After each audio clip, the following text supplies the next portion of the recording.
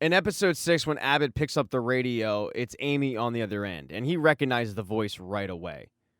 She tells him, "I'll make this easy for you. If you leave now, I won't embarrass you in front of your little buddies." They go back and forth with petty insults, but this is just giving the Air Lords more time to deliver the goods. And the goods are barrels of purple flowers. They drop from the sky and explode in the preserve, and Abbott and his men kind of start freaking out a little bit. Abbott's big concern is the fact that Helen will find out about this and jeopardize the deal. He's also concerned with the fact that the hybrids will escape. They have yet to do that. They're still trying to make their way out of the preserve. Meanwhile, with all the commotion, Jep and Gus know that they need to get out of there. But thanks to Richard's tools, Gus is able to pick the lock and free him. The warp for the preserve isn't just hitting only the preserve, it's also hitting the outside, which includes the area where Bear, Jordan, and Tiger are. Their convoy is hit. Because it's only them, Jordan wants to take out Tiger right then and there. And Bear tries to reason with him, but there is no reasoning with Jordan. Because the animal army killed his father, so he wants retribution. And that is when Bear blows her cover. She knocks Jordan down and says, "I can't have you killing my friend." Jordan feels betrayed, and when Tiger goes up to Bear and says, "Well, what are we going to do with him?" Bear says, "Get away from me.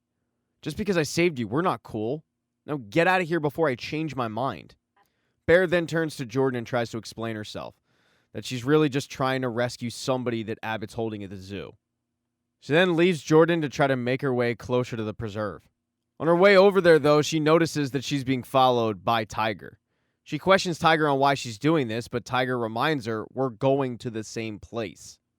The two have it out right then and there. They get their differences out of the way, and Tiger ends up apologizing for stabbing Bear in the back.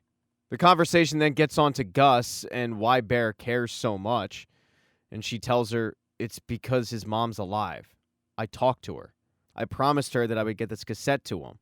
That's when Tiger backs up and says, "Oh my God, all this is just some self-righteous BS. What this boils down to is you think if you reunite Gus with his mom, that it'll give you hope that you will be able to find Wendy." Bear doesn't deny this, and Tiger grabs her knife and says, "All right, let's go. Let's get your boy back." Bear, though, knows that they can't go in, just the two of them. They'll get killed. And Tiger says, "It's not just you and me. It's everybody. You just need to make the call." Now, the Air Lords are doing their work. They're doing a really good job of distracting Abbott and his men. They're so consumed with knocking the Air Lords out of the sky, which, by the way, is something that they're doing, that they don't even realize the hybrids are escaping.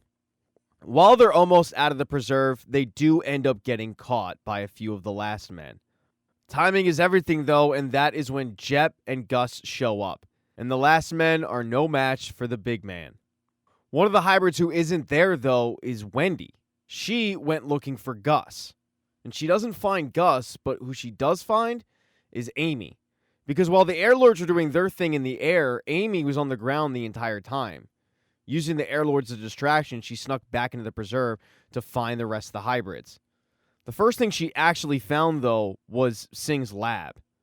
She saw everything that Singh was doing. She grabbed the one vial of the cure, but she was so disgusted at the experimenting on hybrids that she decided to light it on fire. She then made her way through the preserve, and that's when she ran into Wendy. The two are reunited, they hug, they're thrilled. But Amy quickly asks, "Where are the others?"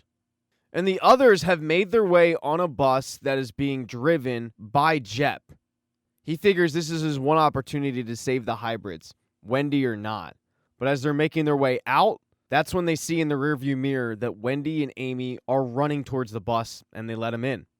Amy's thrilled to be reunited with her kids, and she's surprisingly not mad at Jep. She's actually thankful for what he did. The group flees out of the preserve just in enough time to see Abbott standing there in utter shock. The good news is, though, the hybrids are on their way to Yellowstone. They're doing so one man down. One person they forgot was Bobby. Bobby, though, has made a new friend. It's an Air Lord that was knocked out of the sky. It's actually the same Air Lord that Jep got in a fight with. He's hunkered down, and that's when Bobby popped up and introduced himself. And the Air Lord asks, "Hey, Bobby, do you know where the tank is?" And Bobby knows exactly where the tank is. Bobby, though, is hoping to get reunited with Amy, but Amy's dealing with something. Because on her way out of the area, she noticed that her pinky is twitching. Now, the other person who had the chance to flee the preserve was Dr. Singh. Abbott sent Johnny to get Singh to Evergreen, but Johnny had other plans. He gave Singh and Ronnie the opportunity to run, but Singh wanted to go back for his research. He felt like he still had a chance at finding a cure. When Singh headed back to his lab, though, it was already on fire from the doings of Amy. And when he returned to the location where he left Ronnie, she wasn't there. A statue that Singh had given Ronnie in their early days of dating was sitting there as a symbol of, you kind of just lost your wife, man. So Ronnie is doing this thing alone. Thank you so much for checking out this recap. Please consider subscribing to the channel and subscribing to my Patreon. Hit thumbs up if you liked it. Smash that thumbs down button if you thought it sucked. If you left a comment, I don't get back to you. I usually don't check the comments unless they're like a super comment. Also, if you don't see the next video up on the end screen, not to worry, it'll be up in a day or two.